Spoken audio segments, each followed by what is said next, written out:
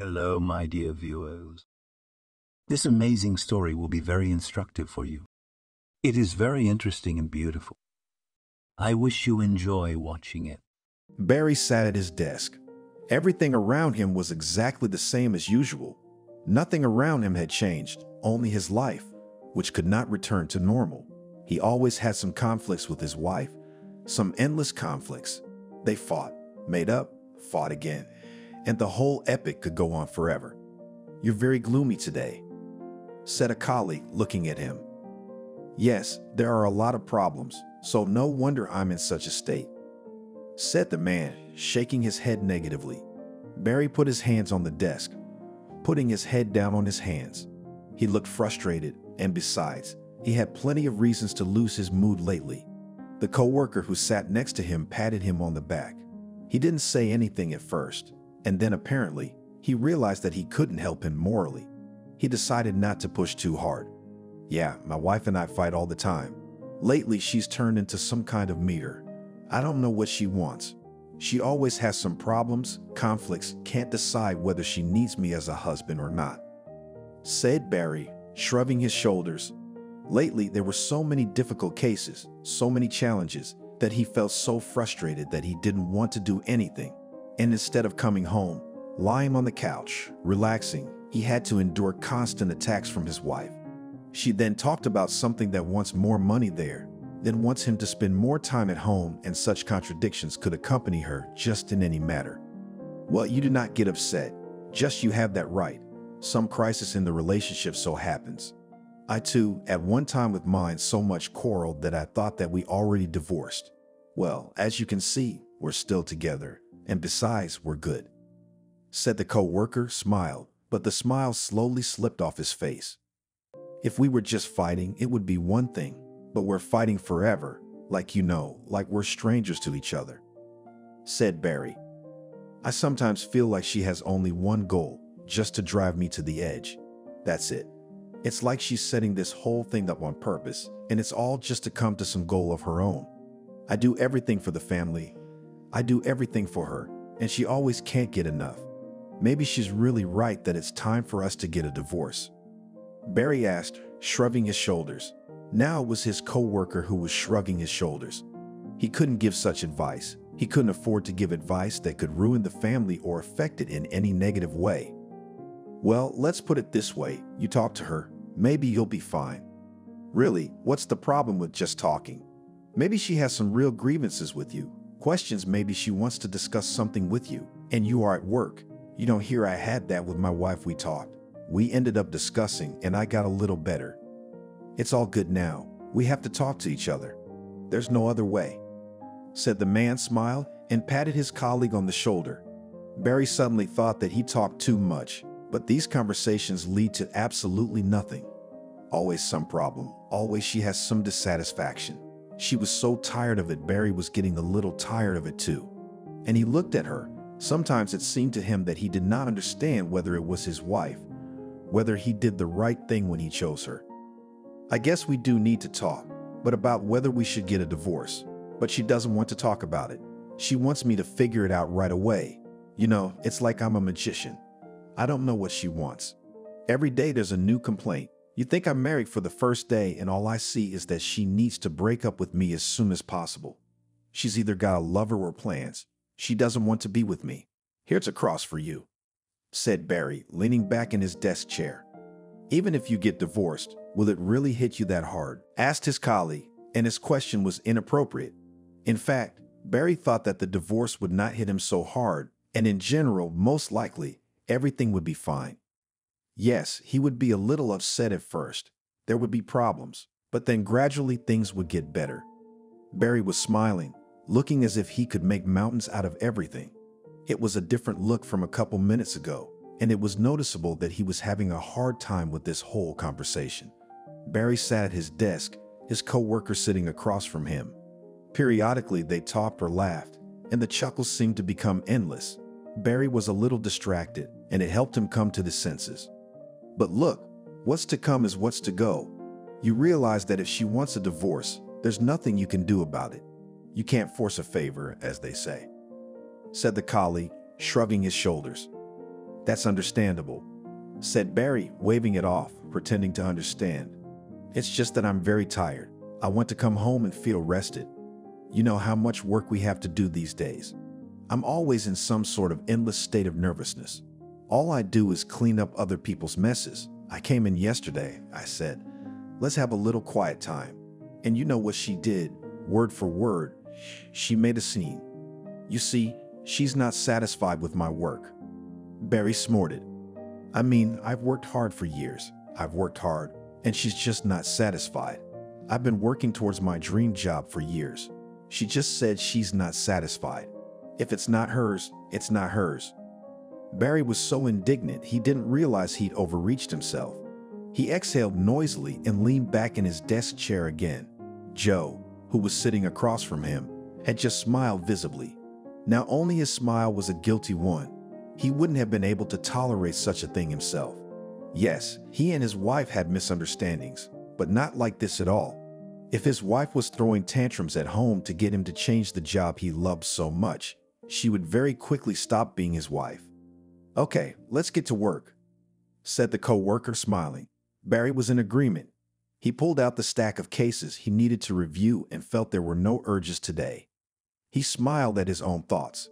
How long would he be sitting here? How long would it take him to get promoted? Of course, at this rate, if his wife kept pushing him, if she kept ruining his mood, he certainly wouldn't be able to do anything. And he needed to solve a case, needed to prove himself, otherwise he'd be stuck in this department. The biggest thing that frustrated Barry was being stuck here. He was already thinking that a divorce could solve this problem. He was running that thought through his head, hoping that it would be completely warm. As the saying goes, ready he would be able to make up his mind and be able to do whatever it took to not worry anymore. But once he remembered the first days they had, he couldn't give up on her anymore. He remembered how gentle, attentive, caring she had been. What had happened so much in attitude that she had turned into such a monster where he took a wrong turn? So today he approached the house, but he didn't feel like going in. He knew that as soon as he entered the apartment, again there would be endless problems. Again she would tell him how displeased she was. He walked up the stairs, entered the apartment, looked at his wife. She smiled at him. Casey looked like she was quite calm. She was chubby, pretty, very interesting. She had some kind of zest in her looks. She caught the eye. Barry remembered looking at her and instantly falling in love. He couldn't tear his gaze away. She was so beautiful, so wonderful. In fact, it was still like that. Maybe he had grown cold to her, why he had not considered the problem from this side. Maybe it was his fault that because of his work he could not in time trace where their love ended. And so, as he found himself back in the kitchen, showering, tidying himself up, he pondered over which one of them was more to blame for the relationship absolutely evaporating. He immediately thought back to his ex. Maybe he should have stayed in that relationship. Maybe he should have slowed down a little bit not to push Annabelle then. "Hey, how's work going?" she asked. She wanted to show interest, but it was obvious she wasn't interested at all. "It's fine, just a lot of work. We've been under a lot of pressure lately, but I think it's for the best. Maybe we can really get a promotion." When he brought up the promotion again, she rolled her eyes. She didn't like it when he started talking like he was going to be in this job forever. She turned to him, crossing her arms over her chest. "You think you really need a promotion in this job? That more killers, more thieves, but less time with your family is what you're dreaming of?" Now it was Barry's turn to roll his eyes. He didn't like it when she started proving him wrong in his reasoning. She just wanted to prove to him that he should listen to her own reasoning, as if her opinion was the only one that made sense. By the way, she herself didn't work at all. "Then why all this talk? And what do you want me to quit? To go handyman?" he asked, trying to keep himself in control. "And what do we have? Dispersal only from police officer to handyman. What? Business cannot open their own?" Casey asked, crossing her arms over her chest. "I think you have some kind of disease." What do you call a disease when a person sees only business in front of him and everything else as if it doesn't exist? "I think it's called mercantilism, isn't it? I've worked my whole life to make myself comfortable. I've worked so hard to get to this position, and you're telling me I have to quit my job just to please you?" Barry asked. He suddenly stretched, sniffing. "I think it smacks of selfishness." Casey threw the rag down in anger. She couldn't stand it when he sneered like that. He looked at her, but didn't say anything. He looked annoyed. That meant only one thing, that she was going to reprimand him again. Well, I just want a normal, strong family, and I'm immediately selfish, so I want to go to the seaside at least once a year. Am I selfish? You are selfish that you deprive us of all this just to sit at your job and sit in your office, she said rather harshly. He felt that at times like this he was much more angry with her than before. The girl was silent, but Barry knew it was a temporary silence. Now she would think for a while, and then she would utter another pearl that he had heard a dozen times before. You never listened to me, by the way. Lucy's husband opened his own business and now they have money to spare. Why can't I have a nice life? Why should I sit and wait for life to get better while others live to the fullest? She was indignant. Again, comparisons began again. I couldn't stand that she started to put someone as an example again. Well, so maybe you can find another husband such as your Lucy. You will then sit together, discuss what your husbands are wonderful, opens its own business, beauty. He asked his wife unhappily, and she grimaced even more at his words. He didn't understand what she was missing. She didn't work. She was only occupied with herself. She had everything she asked for, and she wasn't satisfied with everything again. He was starting to get angry, and it seemed like he was doing everything for her, and she was just starting to screw him over even more. Casey had gone into the other room. He knew she was about to definitely pick up the phone, start calling her friend, and again they would have a conversation that consisted solely of discussing him as a terrible husband. But contrary to his notions, Casey came back into the kitchen, sat down across from him and defiantly took a deep breath in and then an exhale, as if she was overwhelmed with emotion she was trying to contain. "Do you want us to divorce you?" he asked, and she was taken aback. Apparently, she hadn't expected him to bring it up at all. She stared at him silently, her mouth slightly open in surprise, but she couldn't shake off her stupor. Barry realized he'd just caught her off guard. Maybe she wanted to use the divorce to threaten him, to use that damn manipulation again. Or maybe she wanted to pull it off on purpose to make him feel guilty. But he went all in. He brought up the divorce first. "What makes you think I need a divorce?" she asked, but it was clear from her voice that it was not what she wanted to talk about. "But you're acting like the last person in the world. You know how much I work, and yet you throw tantrums at me at home. You know how hard I worked to get this job. You knew it was my dream job, and every day you tyrannize me into quitting. Aren't you doing this so I'm the first one to talk about divorce? You're taking the burden of responsibility off of yourself, and then you're going to tell me how bad I am, and that's the end of it." When the key turned in the lock, he knew right away it was Casey's mother coming in. He hated it when she showed up unannounced, hated it when she always showed up and started acting like she was in her own house. But Casey had given her the keys herself, apparently wanting her mom to be there for her. Their conversation stopped temporarily. You could see by the look on Casey's face that she was relieved about it. Apparently, she wanted to put it off until she could come up with some new excuse, or until she decided to talk to him herself about the divorce or the fact that she wanted a completely different life. When the older woman entered the apartment, her face was disgruntled. She looked at her daughter, clucked her tongue, and said that she was always unhappy with everything here, and that she obviously didn't want to talk about it right now. "You have a heavy energy here. You always have it like this, as if I don't come here is always bad energy, as if you fight every day," said the older woman, entering the kitchen. "Nanny, why did you come here?" Barry asked. He didn't know how to get the woman out of his own apartment. "I came to check on my daughter, and I can't check on my daughter, or do I have to ask permission every time?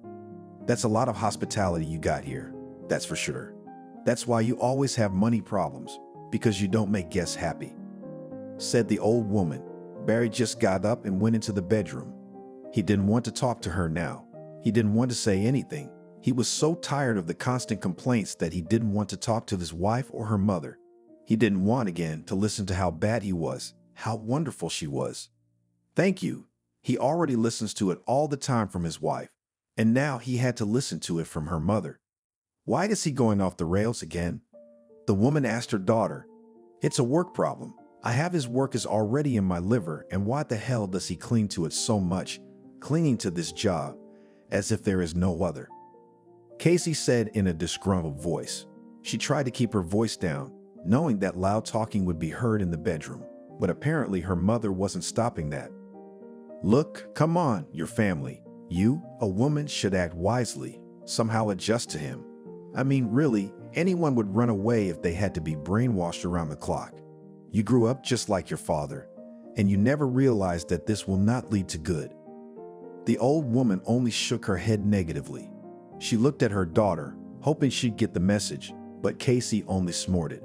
She certainly wasn't going to adjust to her husband, at least not now that he was making such a big deal out of things she wasn't happy with.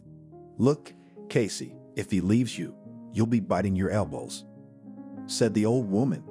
Mom, you make it sound like he's the only man in the world, said Casey, looking at her mother with a tired look. Fool, think what you're saying. He works, he doesn't drink, he doesn't go out with friends, he doesn't go out with women, he's a good man. Why are you turning your nose up? Asked the old woman. You can't find such a man nowadays. Some men work, others drink, and the third one does just as well. Casey looked at her mother, but there was more judgment than understanding in her gaze. Casey certainly didn't think so. She had her own way of looking at things, and she scoffed at her mother's desire for her to be involved in family reconciliations as much as possible. Casey, for her part, felt that her husband should be the first to go to the reconciliation. She, like a girl, should sit and wait for him to take the initiative. Look, Katia, it'll be too late. You won't be able to do anything. He's a good man. He'll be ripped off. You shouldn't treat him like that. Well, he works at this job. What now? If you don't have enough money, try to get a job yourself first, her mother said in a disgruntled voice. She knew very well that her daughter didn't want to work. You got a good job. Your man provides for you from head to toe, doesn't drive you to work, and you turn your nose up at the fact that you're not satisfied with his work. Casey sat down across from her mother and took her hands. She looked her mother in the eye. Mom, you don't understand. You're at that age. But I don't know how you don't understand. I want a different life. I'm tired. I'm always at home and I can't afford anything. My girlfriends live a different life. I go to the mall and buy whatever I want. I went to the salon, changed my hairstyle, and grew my hair. I went to the salon and bought myself a new cell phone or an expensive necklace, said the girl, rolling her eyes. I also want to afford everything. Look at me. I'm young, beautiful. I can have it all. And instead, I'm just sitting around, waiting for things to get better, for him to decide I'm worthy of this new life, you see, said Casey. The mother looked at her daughter with undisguised doubt, as if she was trying to figure out if her daughter meant what she said, or if she was just pretending once again that she was the princess and the rest of us should indulge her whims. Family's supposed to be about family, not money. But since you're so smart, go ahead and sit on some man who'll provide for you. And what do you think you'll be happy in this golden cage? No, my dear, life is very complicated. You need to choose a man with whom you can walk through life by the hand, with whom you are not afraid, who will always be near, who will not deceive and will not betray. You have such a wonderful husband. I would sell my soul for such a man, but you do nothing but complain, said the mother. Banging her fist on the table, she suddenly took out her keys and put them on the table. The woman got up and walked towards the exit. The daughter watched her mother's actions carefully, but she wasn't going to stop her. If she wanted to leave, let her leave, and when the woman left, there was total silence in the apartment. Casey took a full breath. Finally, her mother was gone. The next day when Barry arrived at work, he was in such a broken mood that words were hard to convey. He was upset not only after his conversation with his wife, but after everything he had heard. He hadn't closed the door. The bedroom had heard perfectly well the conversation between Casey and Nanny. He was glad that older woman had finally left the keys to the apartment, but he could see that there was little to stop his wife anymore. Apparently, Casey was going to look for a suitable suitor who would be worthy of her understanding, who could give her everything, provide for her from head to toe, and make no demands in return. Barry on call, said the tall woman, pointing toward the car. Sydney, what a call. I don't go on calls anymore, said Barry, and a strange smile appeared on his face. On the one hand, he realized that he was contradicting his superiors, but on the other hand, He felt a kind of pleasure that he was no longer in that position when he had to be on call around the clock. "Did I make you an offer? Let's make it quick." A neighbor complains that her stepfather is beating a little girl and she's screaming like she's being murdered. "We don't have people here, and it looks like the girl doesn't have time to wait. The car is already parked," quickly said the supervisor.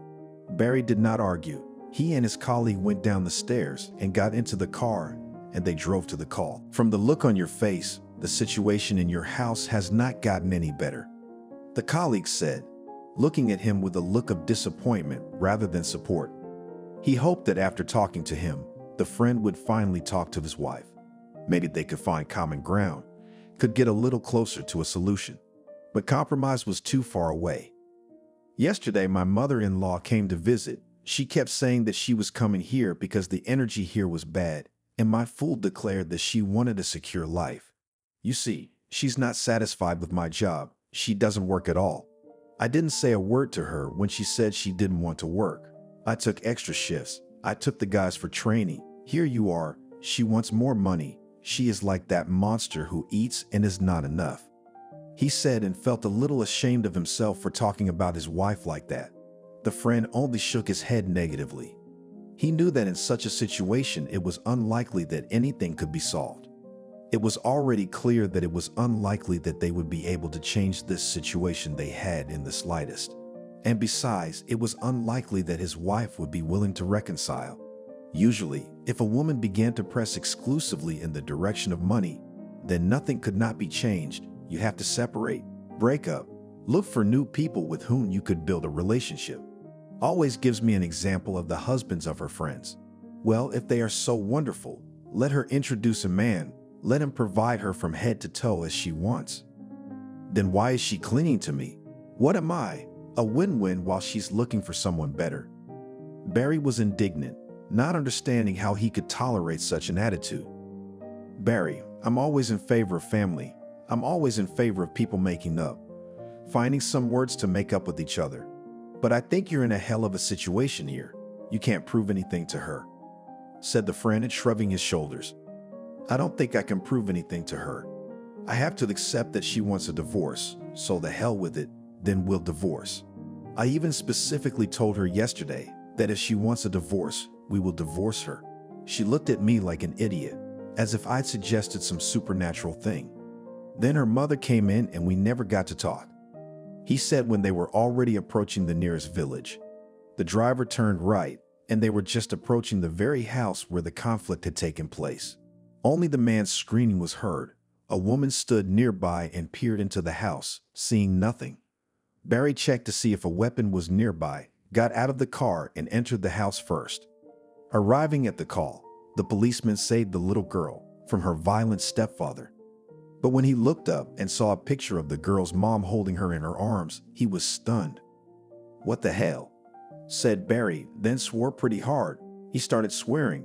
Tears came to his eyes, and he was so overexcited he was almost crying. Everyone around him looked at him with a confusion of what was going on, and only he himself knew who the girl was and who the woman in the picture was. It was Annabelle, his ex. It was as if it hadn't been years since they had broken up. Everything spun around. Everyone became all about their own business. The girl, who was immediately in the car, the stepfather, was twisted rather abruptly. He looked like a man who didn't realize what was going on around him at all, shouting, waving his arms, saying that she had gotten what she deserved, as if it made any difference at all, especially when it came to corporal punishment for a small child who couldn't stand up to him and couldn't do anything in response. Barry hated it when he saw people who suddenly thought that if someone was physically weaker, then it was okay to bully them, to physically punish them just because the person couldn't fight back. And when it came to a child, things got even worse, and patience simply disappeared. "Here," said Joe with unconcealed anger, watching the girl's stepfather. "Nothing, we'll sit in the monkey house for a while, then we'll talk. I can't stand such people who think they can do anything.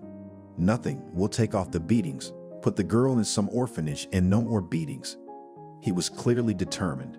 He looked at his partner, but he could not see anything, as if he was looking at an empty place. "Well, we got to get to the station. or we'll be stuck here until all the villagers get here," said Joe. Went off in the car. Barry followed him. There was complete silence as they drove to the station. By the time they had dealt with the girl's stepfather, a car had managed to pull up, so they put the girl in one car and their perpetrator in another. The girl sat quietly in a special seat, looking at her hands, tears streaming down her cheeks. Almost arrived at the station, as the girl was immediately taken away by a psychologist. They waited for the social worker so they could talk about taking a statement later.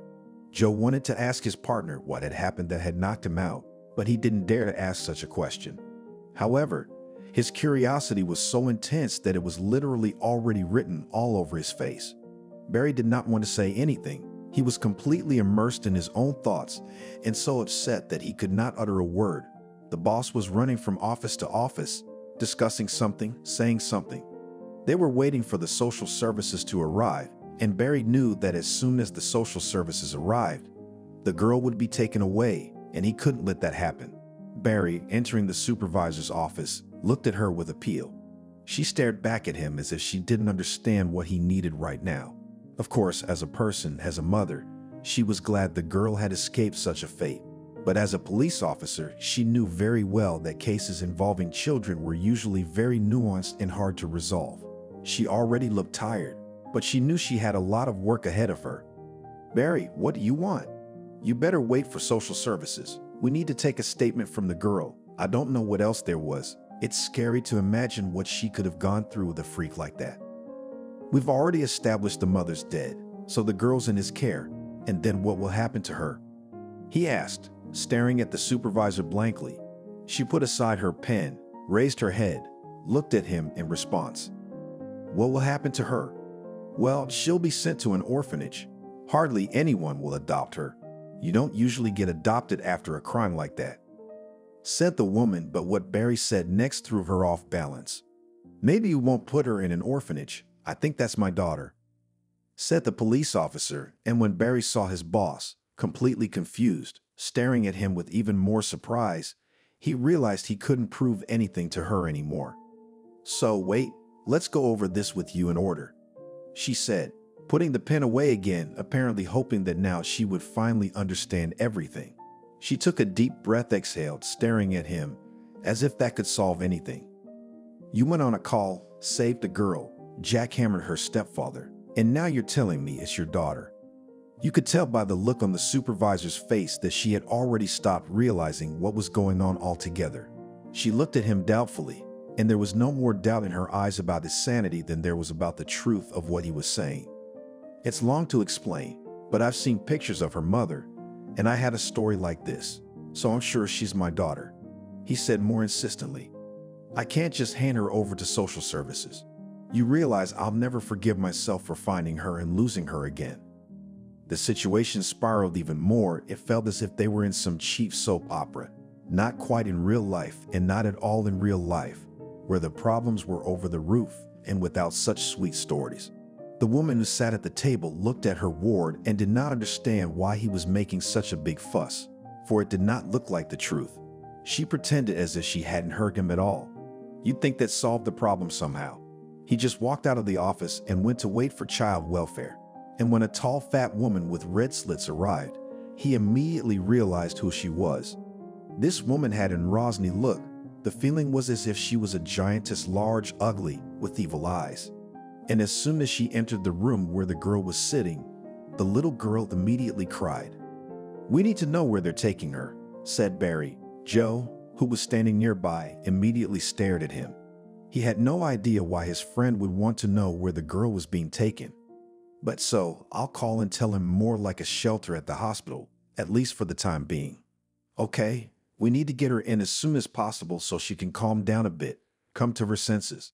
I hope you didn't organize any interrogations here without a social worker, without a psychologist, because you know me. If I find out that you violated her rights, you'll be in trouble," said the woman, threatening them with her fist.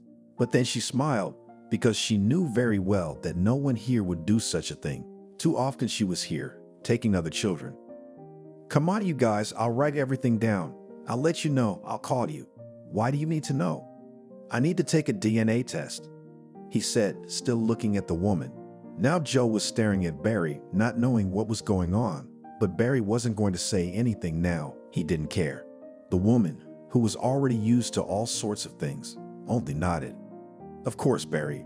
Let's agree that the doctor must come not in a white coat to take the damn test, because I don't want the girl to be afraid of doctors because of what happened to her. Okay, we gotta go because she's scared of me, said the woman. She suddenly leaned over the girl, said a few words to her. The girl gradually calmed down. This big menacing woman turned from an evil giant into a kind fairy. It felt as if an embittered mask had been applied just so that no one would ask any questions. I don't know what happened here, but I hope that the freak who hurt her will be punished, said the woman as she put the girl in the car. Barry walked them to the car, looked at the girl, who looked just like Annabelle, and couldn't believe his own eyes. It was too scary to realize that she was his daughter. Don't you think it's time to tell me what's going on? Joe asked, stepping out to his partner and friend, but Barry only shook his head negatively. He didn't want to say anything right now. Now was not the time. He went back to his workplace and continued to do his work, but the more he worked, the more he tried to distract himself. The more he thought about the girl who would now go to the orphanage and whom he would not be able to help. Everything inside was clenching with regret. He couldn't help it. It was all too scary. Was he really the father? Had she not had an abortion then?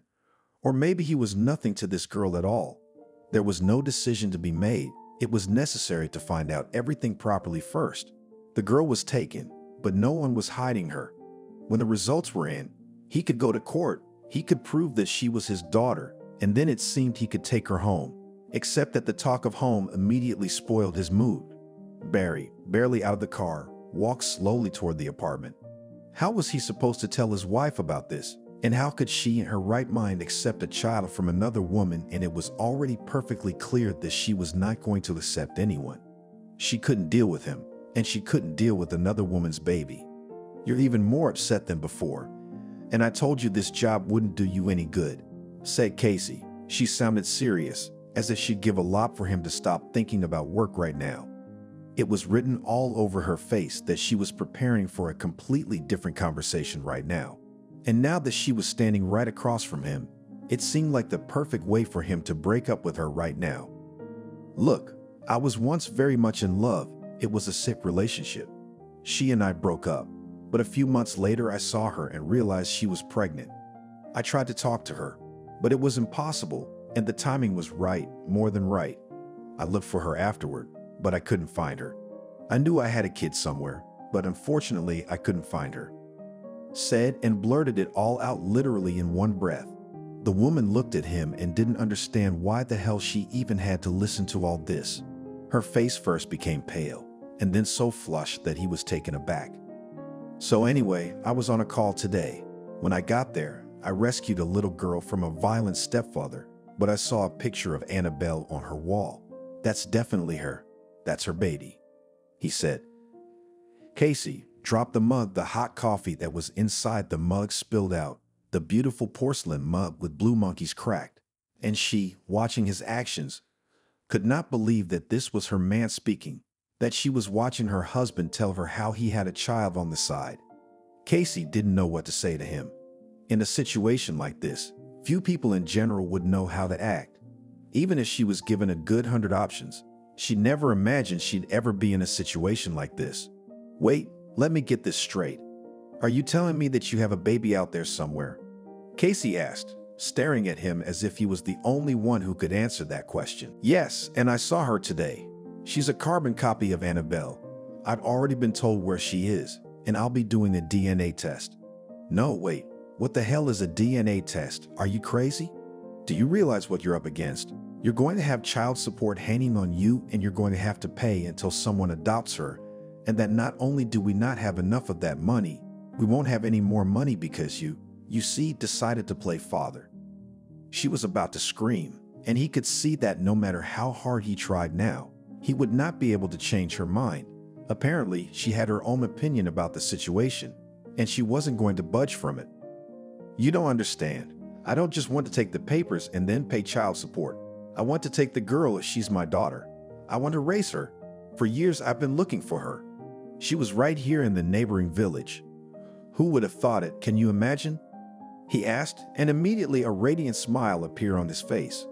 Casey looked at her husband and didn't understand why he suddenly looked so happy. She had never noticed anything happy or cheerful about the situation. She couldn't believe that when he found out he had a child, he was just pretending as if he was fine with everything. She was so angry with him, so eager for him to do something, to be explained to, that she just wanted to make him regret what he'd said. If you bring another woman's baby in here, you can be sure I'll leave you. She meant every word as she spoke. Her voice was stern, and it was clear that she wasn't joking, and he realized that this was no time for jokes. Are you out of your mind? Do you hear yourself? You're telling me that you slept with some woman and there's living proof that you slept with someone. You want to bring me here a baby that was abandoned by its mother? Casey exclaimed in surprise. She didn't give her up. I found out later that Annabelle died. The baby was left to her stepfather, and as you can see, it didn't end well for the baby. Besides, as a woman, you have to understand, wouldn't you want your child to have a father? He asked, looking at his wife with surprise, but Casey looked at him with completely distraught eyes. You idiot. Of course I'd want my child to have a father, but I wouldn't give birth to a goddamn man who'd run the hell away. Jesus, don't you realize this whole thing is just a divorce? She screamed, and now he realized that he wouldn't tell her anything, wouldn't explain anything. She was so furious now that it was as if she had no control over the whole thing. Casey paced all over the kitchen, not realizing how she could even hear this from her man. In her mind, it was as if she was a stranger here, as if she was talking to her brother, who you see was telling her how screwed up his family life was. But no, in front of her was her husband, who wanted to pin the baby from his past relationship on her and apparently wanted her to silently eat it all up, but she wasn't going to do that. So this is the last time I'm going to say this. I'm not going to say anything again later, she said, raising her palms. She made that gesture every time she wanted him to shut up. If you bring your last woman's baby in here, I won't even be here. Before you know it, I'll be packing up my stuff, leaving, filing for divorce. If you think I'm gonna put up with that from you, you're dead wrong. Casey spoke clearly, trying to mint every word, clearly going to prove to him in practice that he was wrong. But Barry realized at work that he couldn't prove anything to her. He'd known she'd say that, so he wasn't surprised. Casey wanted to make him emotional, to hear that he was wrong, but he said nothing, just got up, left the table, and did not have dinner with her. More than one day passed while the situation unfolded in all its glory. And somehow Barry arrived at work. His relationship with his wife was literally falling apart before his eyes. He no longer hoped that he could reconcile with her, but he looked quite disappointed. He did not understand how to prove to his wife that she was wrong, that the child should be with a real parent, with a real father, and not in an orphanage. It seemed that Casey was willing to choose the lesser of two evils.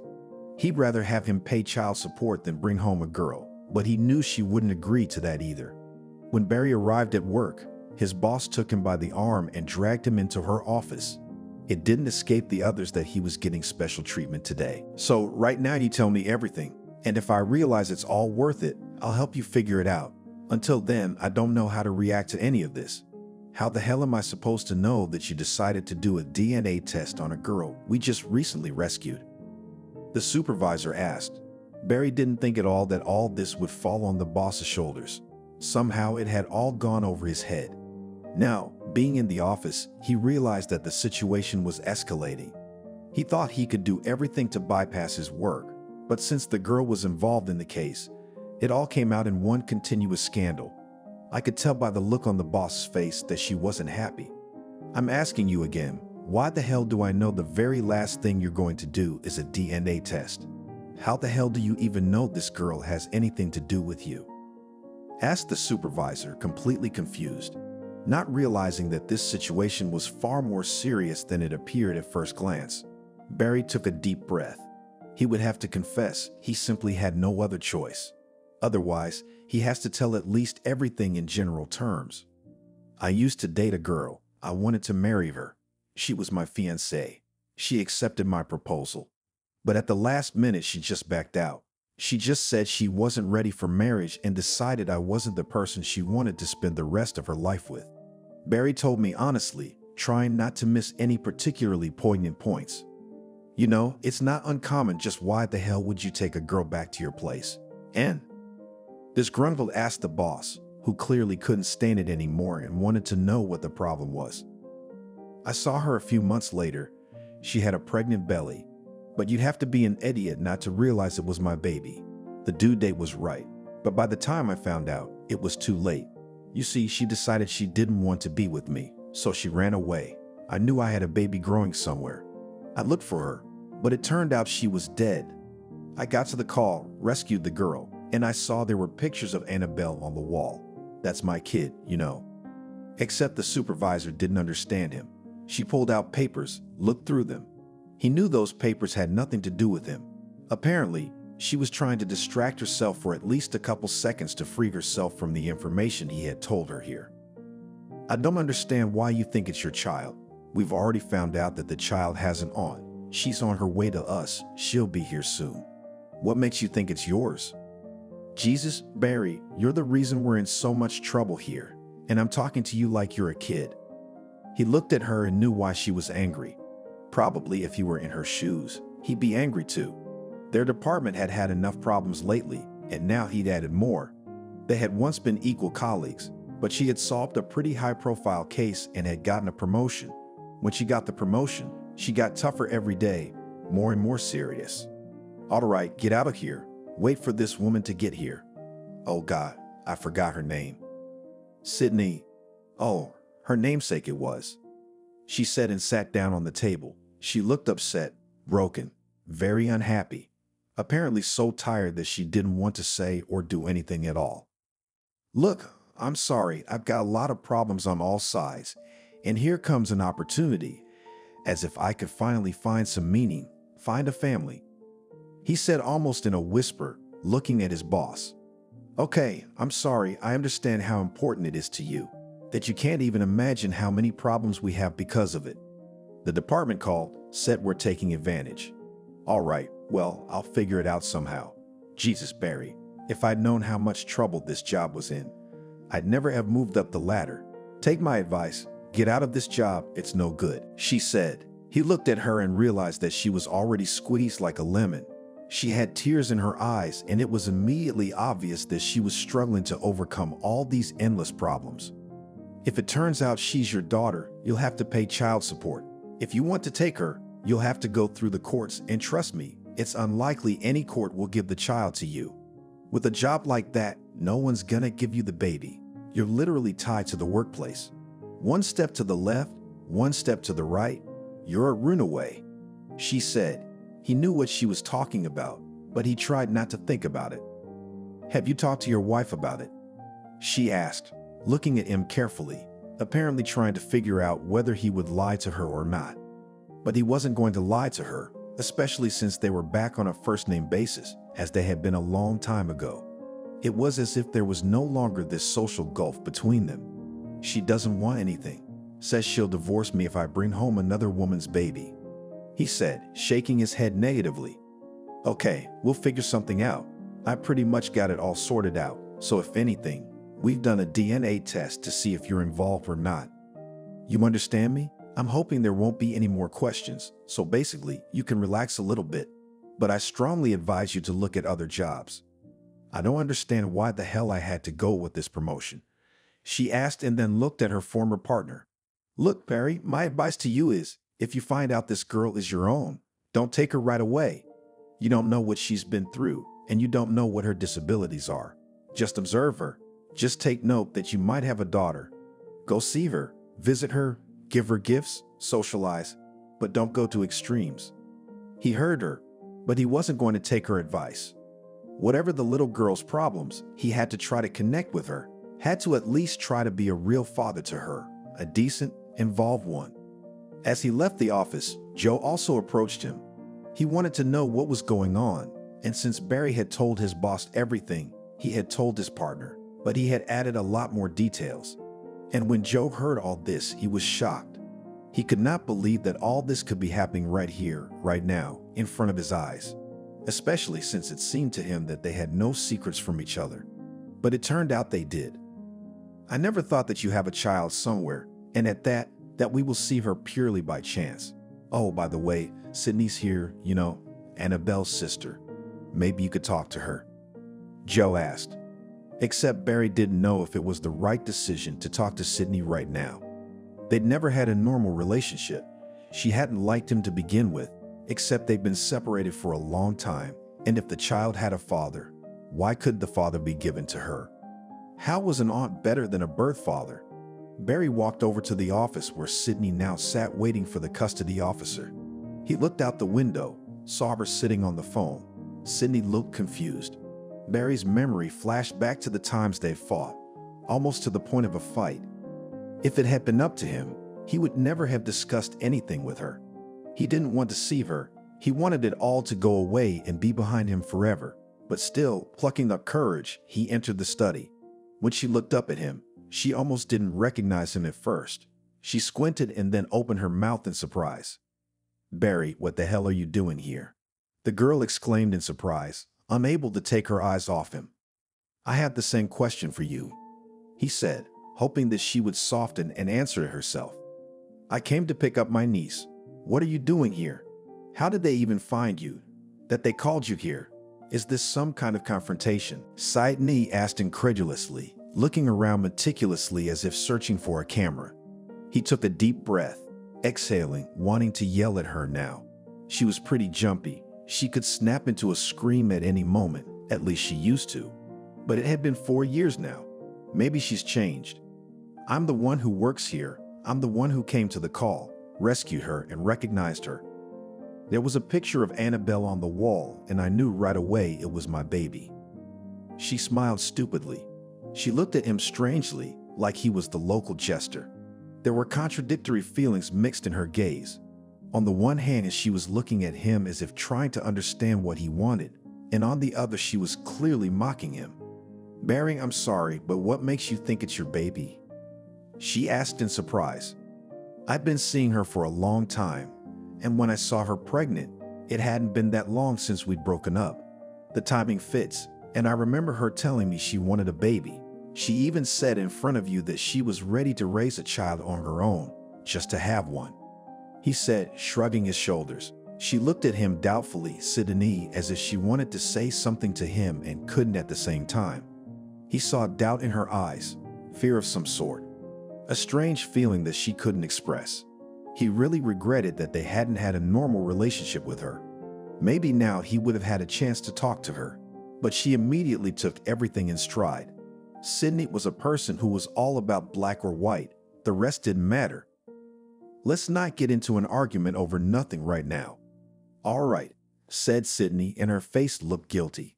"My sister wasn't exactly a model. I realized she had a lot of problems. I also realized that she was pretty seriously upset when you two broke up. But trust me, she didn't grieve for too long when she found out you left so easily. I don't know what she was trying to accomplish. Maybe she wanted you to bring her back.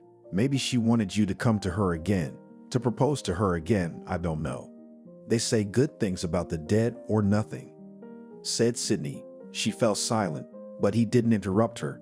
She needed time to confess everything, and he wanted to give her as much time as she needed. "Look, my sister's head was a mess. If it was up to me, I'd have kicked her to the curb. I didn't love you, I didn't like you, but compared to the men she had, believe me, you were better than all of them put together. Yeah, I had a temper too. I realize now that I shouldn't have tried so hard to get you two to fight. I'm not arguing that it took less than 6 months from the time you broke up to the birth. But trust me, it's not your baby." He didn't understand how she could be so sure, but she looked at him quite calmly. Maybe she really had changed. Maybe she wasn't the flighty hysteric she used to be. "It's not your baby. Just trust me, it's not your kid. My sister's had her share of suitors, and believe me, she's not as picky as I'd like her to be. Forgive her and move on. It's not your problem," said Sydney. There was silence. Sydney was staring at the table. Apparently, it was hard for her to talk about her sister, much less say such things. She looked at Barry and shook her head negatively and just apparently wanted to reassure him somehow. After all, Who knows what feelings he was going through right now and how hard it was for him to listen to all of this. Barry, I know it's been hard for you and me to talk. I also understand that you're not really in the middle of anything right now. I know you and I have had a very difficult relationship. Maybe if you and I hadn't fought so much before, we'd have a more productive dialogue right now. You think I'm saying this on purpose to take your baby away from you? If it were up to me, I wouldn't have taken her at all. I don't even know her. Sydney was honest. She stopped talking again, took a deep breath, exhaled, and leaned back in her chair. He placed the chair next to her. Apparently, she didn't want to speak too loudly, and who knows what secret she was trying to keep. She had more than one lover. While you were together, she would come to me, telling me how she found more and more fools who, you see, promised her golden mountains. She and I fought about it all the time, and when she got together with some idiot who saw nothing beyond his own nose in prison after you, we broke up. I knew how hard her life was. I knew how bad it was for her, but she never once asked me for help, and I never offered to help her. And you blame yourself for that? He asked, looking closely into her eyes. Now he was trying to figure out whether she was lying to him or not. Honestly, she was old enough to make her own decisions. It wasn't like I could follow her around all the time, wiping her snot. She decided she wanted to go around with men, decided this one was much better than a serious man. If she made that decision, let her deal with the consequences herself. But when I found out she was dead, I knew it was all a setup. She said, "Wait, what are you saying?" Barry didn't know anything about how his ex-girlfriend died. He must have gotten so lost in the case that he didn't even bother to look up the cause of death. It became embarrassing that her sister knew more than, even though he was the one on the police force.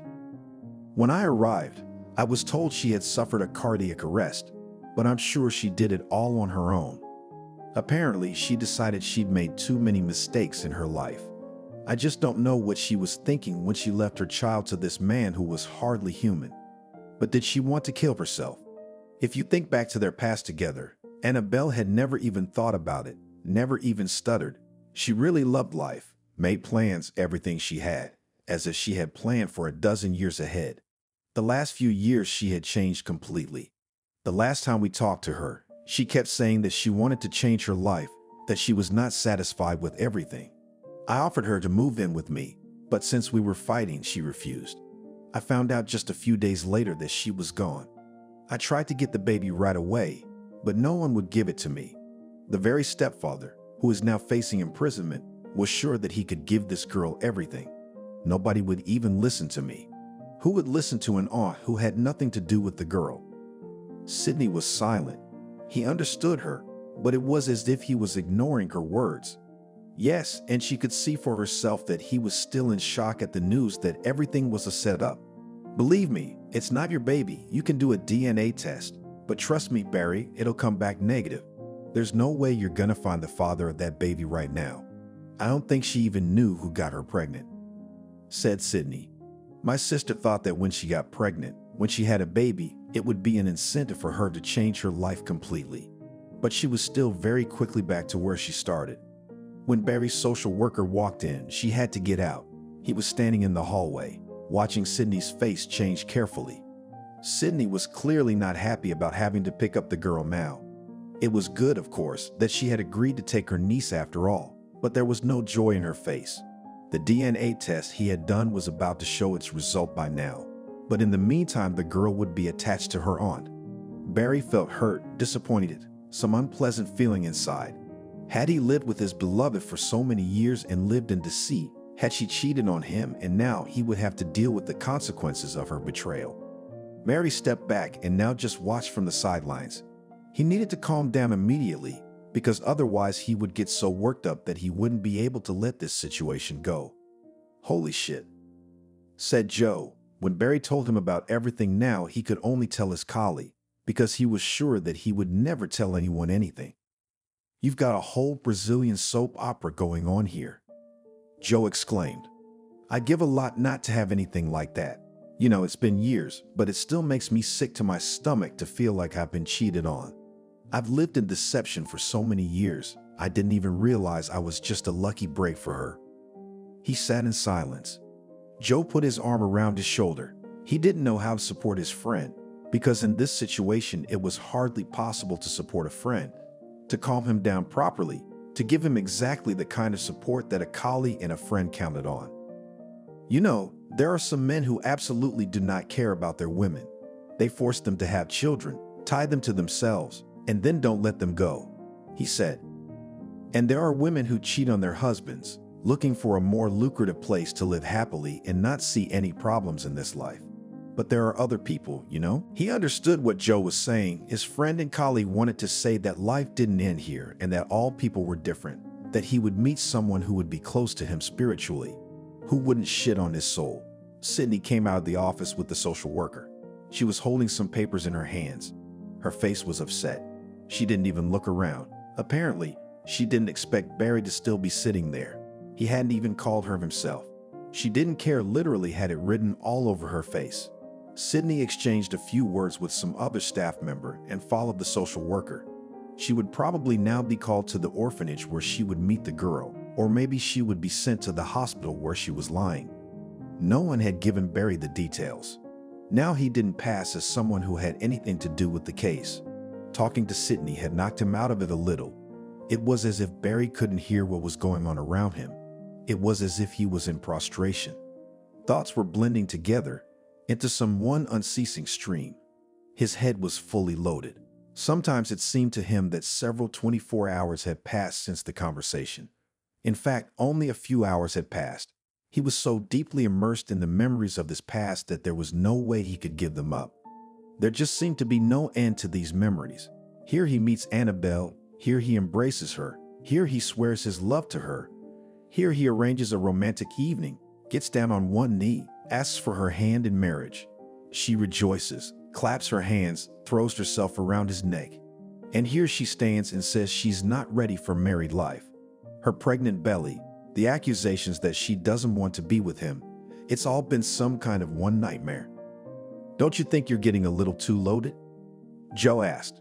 They were all getting ready to go home. Barry walked to his car, looked in the direction of his coworker, his partner. I guess I didn't think enough before, and now I've decided to take it all in one fell swoop, he said with a smile. He said with a smile, as if that could justify it. Don't worry too much. It'll all work itself out. I always say, if you can't solve a problem, let the problem solve itself, said Joe, who didn't know how to support his friend, because after such news it was unlikely that any support would be appropriate. On the one hand, Barry felt resentment, pain, desire to understand the situation.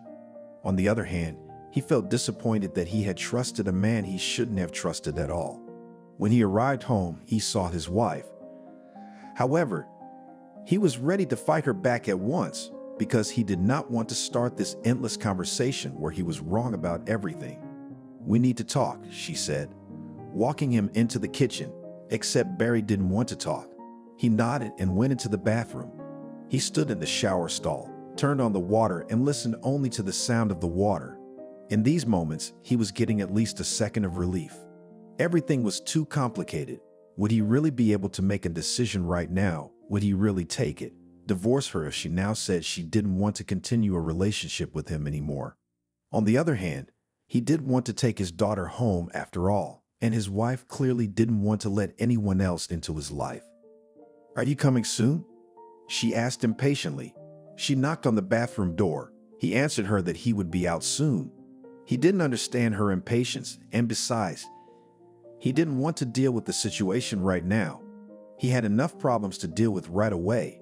She suddenly wanted to burst into his bathroom, not even letting him shower in peace. Why that situation made him angry. In another situation, he wouldn't have even paid attention to it. But now for some reason he felt uncomfortable, as if she had taken away his only opportunity to be alone with himself and his thoughts. Look, let me take a quiet shower, and then I'll come out and we'll talk. Okay, I had a really hard day. Give me a chance to just exhale, he said grudgingly. He heard her immediately step aside. It was clear that she was offended by him, but he didn't care. If she wants to be offended, let her be offended. He was tired of indulging her whims. It was hard to bear the constant arguments every time.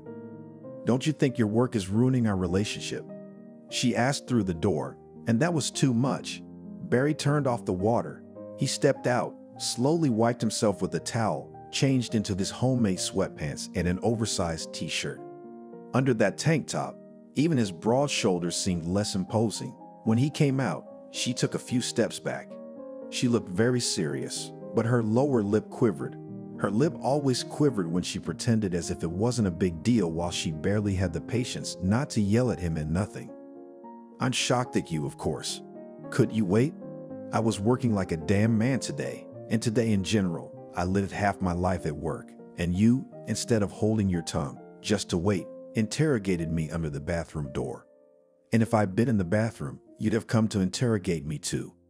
Casey abruptly turned in one place and went into the kitchen, making it clear that she was going to talk to him, but she wasn't happy with the conditions there. Barry rolled his eyes and thought that maybe divorce wasn't the worst option, especially since she was slowly losing it and it was getting harder and harder to communicate with her every time. "Look, we need to talk to you once and for all. I don't want to replay this situation every time and expect that you and I can still have a future together," she said. "Go ahead, tell me how you don't like me. I'm screwing up your life, right? You want to live beautifully with some man for the sake of money, and I, such a lousy guy, do not give you. Yes," he said, making his voice as childish as possible. "Stop clowning around." He waved her away because he knew she was going to start yelling. He didn't want to listen to hysterics and yelling again, but apparently he had no other option at all. "You don't understand. If you don't love your woman, someone else will. I should have told you we were splitting up, but you don't listen to anyone but yourself, and you can't do that. You think I'm going to wait forever while you work your damn job and wait for a promotion?" She screamed, and he realized that things were only going to get worse from here. "You don't have to wait. You can turn around right now. Go to your man. You said all your girlfriends have husbands who are so wonderful, providing for them from head to toe, working up a sweat so your girlfriend can buy a new cell phone. Really? Well, then go find yourself a man like that, or beat your friend off. Judging by your new values, it doesn't make any difference to you. Okay, I'm tired. I don't want to talk about anything right now. I'm tired of you, of this situation, and in general, all this is stressing me out," said the man. She stared at him as if he had cursed her. Apparently, she thought that after this conversation he would come to his senses and do what was good for her. But after that conversation, she realized only one thing, that he no longer valued their relationship. "What have you decided about the baby?" she asked, hoping that at least here she would not be disappointed, but he already knew that the answer would not satisfy her. "I've already done the DNA test. If it proves that she is my daughter, I'll take her home and that's it," he said, adopting a tone that did not tolerate objections. She was still staring at him, but it was obvious that she was barely holding back from throwing a tantrum out of nowhere, because she didn't understand at all at what point he had decided he had the right to ignore her own requests completely. "So between me and some girl you just recognized, you're going to pick the girl? Do you really think being a single dad is better than being married to me?" I asked, surprised. Barry rolled his eyes. What kind of words did he have to explain to her for her to finally understand? Of course, Barry was no fool. He understood perfectly well what she was not happy with. She wants to hear that he'll do anything for her. He'll buy her everything, that he'll provide everything. She'll just enjoy life. Oh well, and brag to her girlfriends. "Of course, you don't care about me at all. You treat me as if I were a stranger to you," she said in a hurt voice. "And you make me quit the job I love. You make me give up my own daughter. You give me a headache every day. You threaten me every day that you will leave if I do not act exclusively according to your rules. And after all that, you're telling me I don't love you. I treat you like you're a stranger," he asked. The argument was strong, and she could not counter it. It was immediately clear that she was confused, and that confusion made her uncomfortable. She went off to pack her things. She must have hoped that he would come back, that he would make her stop. But since he didn't follow her, she went into the kitchen herself. This was really starting to feel like an endless soap opera. "Okay, I need to think. I'll stay a couple more days. If I decide to leave, I'll leave and you can't stop me," she said, cocking her head. "I won't stop you. I'm really tired of you. You don't want to be with me. It doesn't suit you in every way, but the hell with you. It's not my problem." I've done everything I can to make you happy in this relationship, but you've decided that it's not enough for you, that you need a bigger peace. So look for your peace somewhere else." His words shocked her even more. She stared at him, unable to believe that he had said such things to her, and how she could fight with him after that and still be right. She retreated to the bathroom, sobbing as loud as she could. And here was another manipulation that didn't end in anything. Here came the calls to her friend, her mother. Everything was the same. A few days later, Barry arrived at the station and never saw his wife during that time. She went to her mother, decided to think away from him, apparently decided that while she was at a distance, it would be easier to make a decision. Barry felt the most genuine peace for the first time in a long time, while his wife had been away so long. But now he was called to the office to hear the results. When he arrived, he was immediately met by a co-worker who wanted to come along with him. He wanted to support him, wanted to give him a chance to feel a strong, friendly shoulder. After all, in such a situation, it was scary to be alone. "You, the main thing. Do not worry in any case. Everything will be fine, you'll see. If she is your daughter, well then we will try to make sure that you establish a relationship with her. And if she's not your daughter, well at least you saved her life and maybe saved her future," said Joe. A very skinny, petite girl was standing just outside his office, waiting for him to approach. When she saw him, jumped up on the spot, handed him an envelope. He signed, and she left. When he entered the office with Joe, Barry immediately opened the envelope. He cast his eyes downward. He was not the girl's father. Assignments hung inside. It felt as if he couldn't help himself. First a wave of anger rose, then a wave of fear, resentment, frustration. After all, Sydney was right. He had absolutely nothing to do with this girl. But he still had a desire to see the girl one last time before Sydney just took her away to a whole new town where the girl would have a new life. "Look, but it's not that bad. Your wife said she didn't want you to bring the girl home." But you could hear the doubt in his words, and it was clear that the doubt was more from ignorance of the situation. Joe didn't understand how anyone could stop a man from bringing home his own child. "What are you planning to do?" "I'm going to call Sydney, arrange to meet with the girl and herself, say goodbye to them one more time, and then I'll deal with my own life. I'm so tired, to be honest. I don't know if I should take a vacation and go somewhere, just to feel that everything is back in place," said Barry. Barry could hardly stand it when the day was coming to an end. He'd already called Sydney. Turns out he called her just in time. She wanted him to drive up, and she'd set aside a time to pick up the girl to fit him in. By the time he pulled up to the shelter, the girl was already sitting in Sydney's car. She saw him and waved both arms at him, happy to see the man who had saved her. "Look, I warned you. I'm really sorry about what happened, but it can't be helped. That's the kind of sister I had," said Sydney as he handed her the sheet that contained the results of the DNA test. Barry remained silent. This time he waited for her to speak again, because she was obviously going to keep talking to him. She looked at him with regret, but it was obvious that she felt guilty about her sister's behavior. She'd always been like that since high school. "I'm sorry you had to deal with it, but I really don't understand how you could believe her from the beginning. She's always been the kind of person who can't keep herself in her own pants. I'm sorry that you fell in love with her and that it had those consequences. But even though she was a complicated person, I think deep down she loved you. Maybe she blamed herself for breaking up with you until the very end." "Did you decide to take her after all?" he asked. "My own niece. I have no choice. My conscience will not allow me to leave her in an orphanage and live in peace. I'm sorry for what happened, but I certainly can't just blow it all up. I should be so much wiser than my sister, but sometimes I think I'd rather be like my sister." He looked at her in disbelief, but Sydney immediately went on talking so he would know what she meant.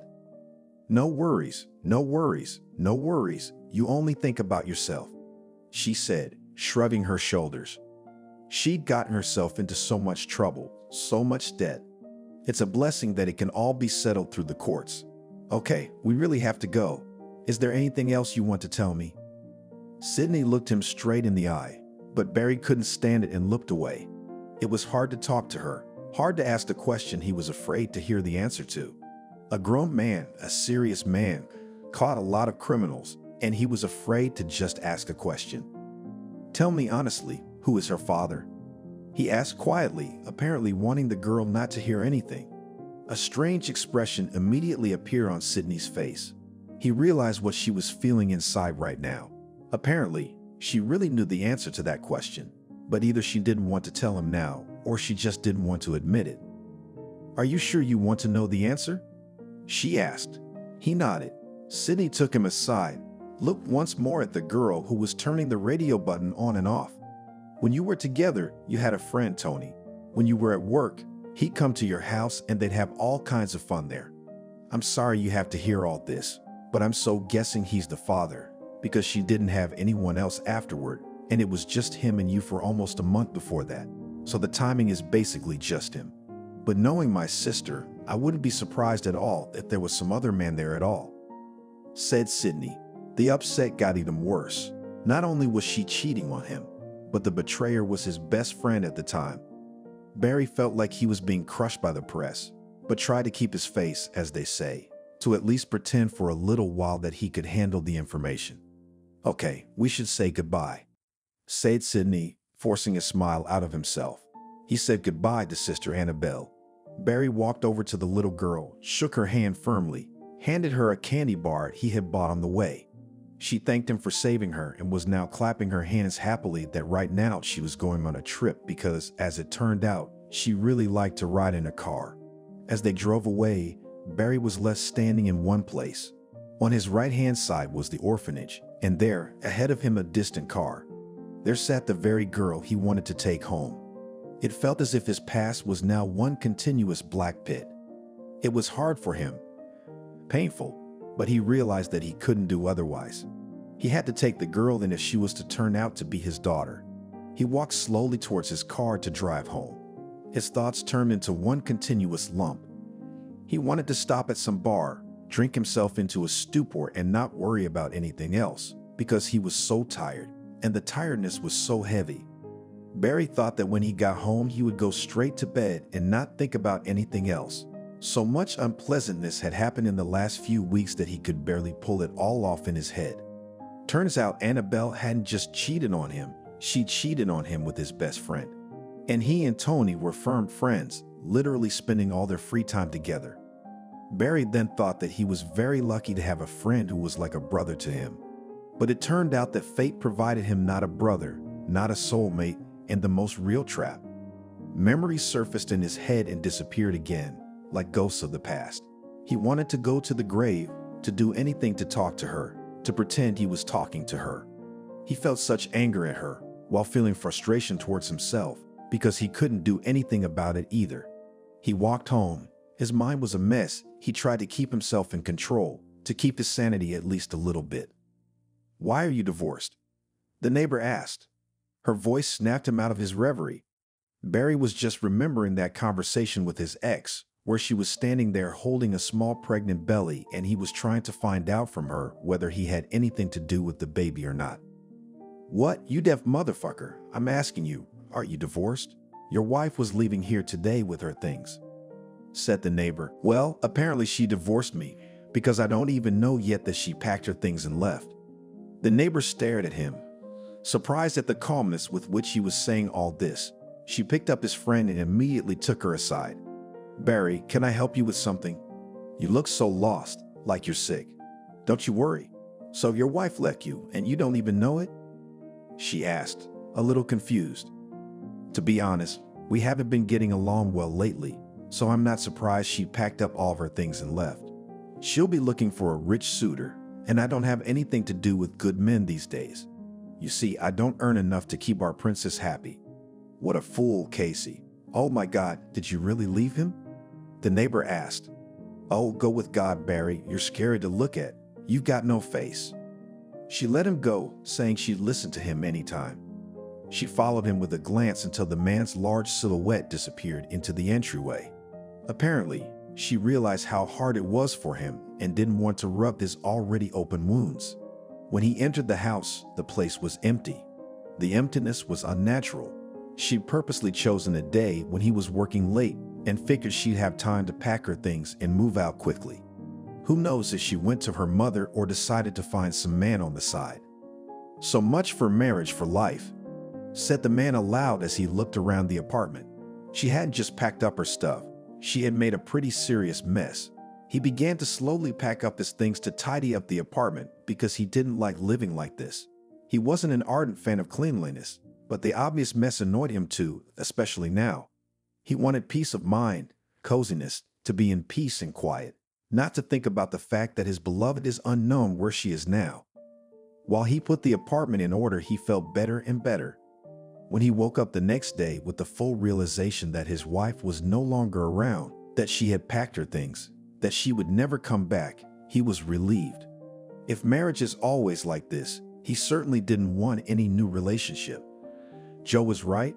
People are different. They shouldn't all be lumped together. But in this broken state, he didn't need any new relationships right now. When the doorbell rang, he was almost certain it was his ex-wife. She left 2 pairs of shoes that had ended up under the bed. He pulled them out, put them right by the door for her to come in and pick up. But when the door opened, he saw her mother. The old woman was crumpled on the threshold, looking at him with the hope that he would let her in, that he would not ask any unnecessary questions, and she would be able to talk to him normally, not as they usually did. "You let me in, I give you my word not to raise my voice, not to insist.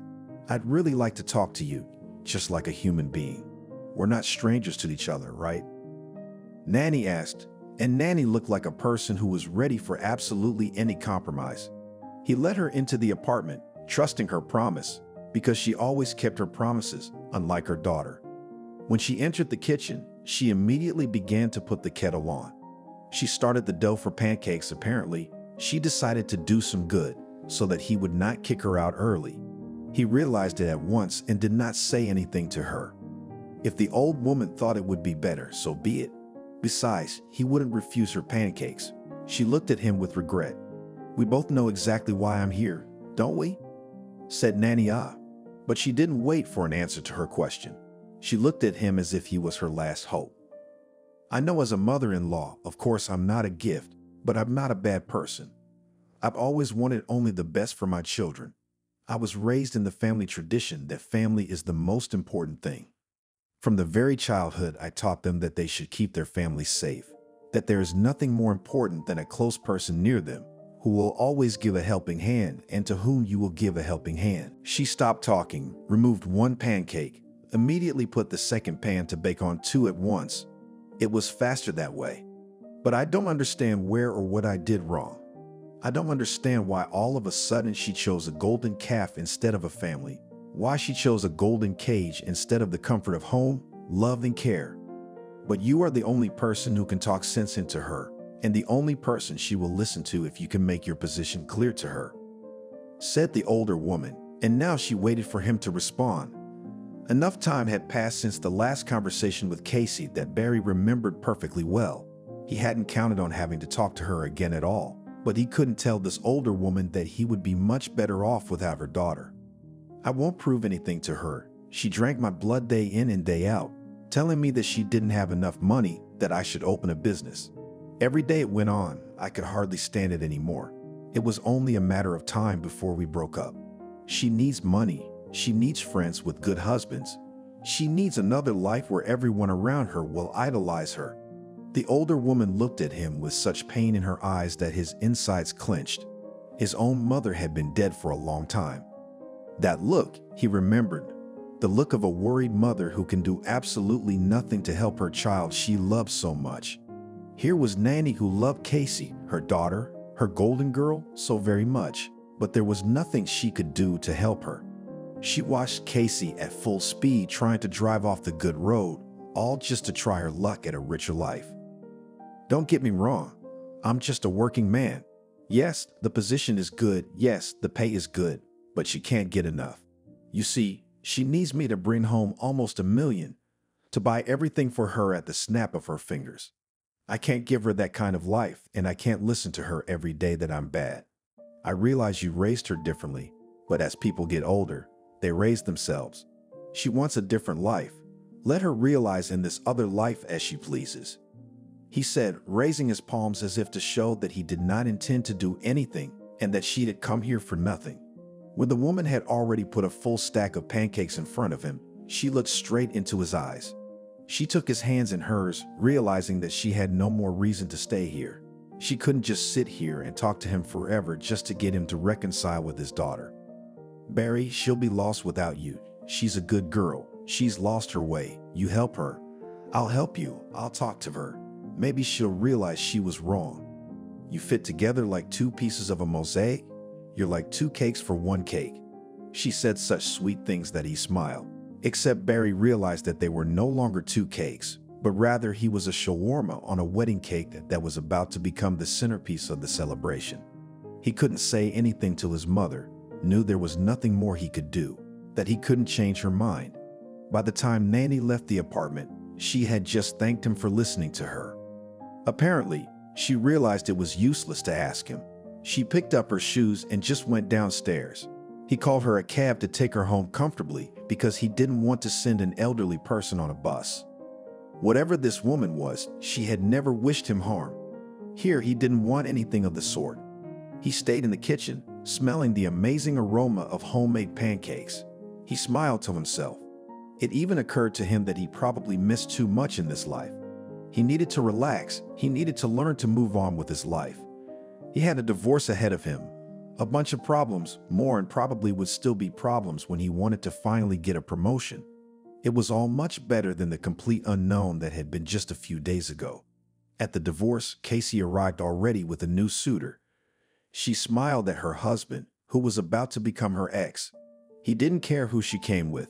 He didn't care anymore.